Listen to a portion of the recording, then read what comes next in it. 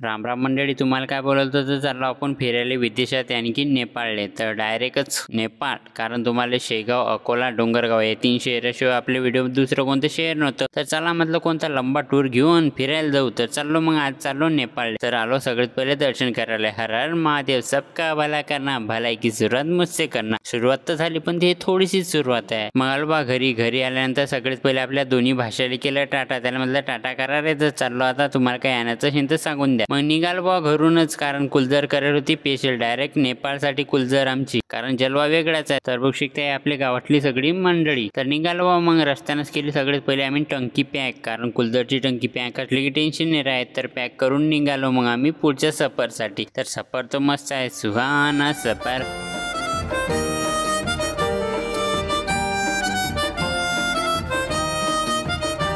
तर सगळ्यात पहिले पोचलो आम्ही लखडगंज, कारण बसू काय दुखते तुम्हाला माहीतच आहे. गाडीत बसायलाच असते बा, झोपायला नसते. मग त्यानंतर थोडा वेळ बाहेर हिंडलो फिरलो, मग केला बा प्रवास पुन्हा चालू.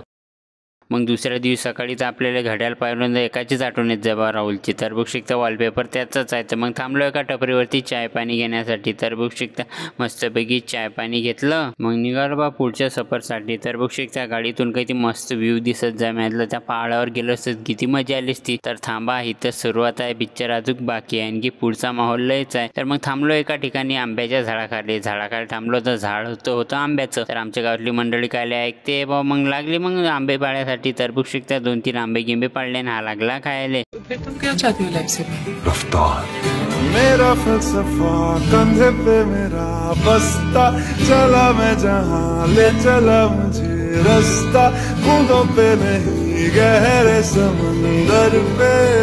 तर फायनली 2 दिवसानंतर पोचलो आम्ही मेन बॉर्डरवरती. तर भारत आणि नेपाळची बॉर्डरवरती. तर बघू शकता काही अशा प्रकारे व नेपाळची बॉर्डर याची तर कमान अजून बांधणंच चालू आहे. हे आपल्या भारतची कमान. मग कायचं काही पैदलच केली बा मग बॉर्डर क्रॉस, कारण काही एवढं काही सिक्युरिटी नसते.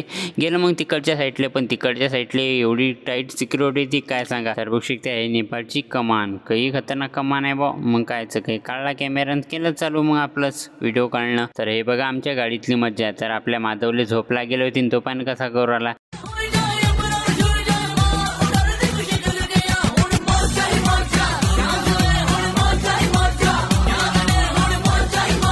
झोपेलच आहे तो पण, वाटते का तुम्हाला झोपेला आहे. तर वृक्ष त्या कशा डुलके देते. तर याची तर बोमाटच मजा आली बा. याची मजा पाहून तुम्हाला हसा आला की नाही.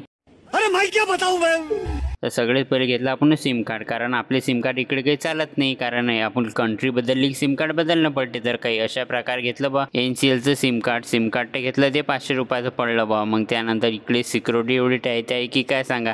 तर सगळ्यात पहिले आम्हाला गाडीचे कागदपत्र घ्यायला लागले, आणखी एंट्रीचे. तर एंट्री करायलाच तर आमचे 8,500 रुपये गेले बा ते एंट्रीतच. मग ते भरले गेले. त्यानंतर निघालो आम्ही भैरवा शहरच्या आत. तर बघू शकते हे मेन कमान तर लय बाहेर दिसते भुये. त्यानंतर झालं बा एंटर आम्ही भैरवा शहरमध्ये, कारण तर बॉर्डरच्या शेजारी हे शहर आहे. तर हे आहे भैरवा शहर. तर याठीच आम्ही हॉटेल बुक केली ती, ऑनलाईनच हॉटेल बुक करायला होते. तर काही टेन्शन नव्हतं.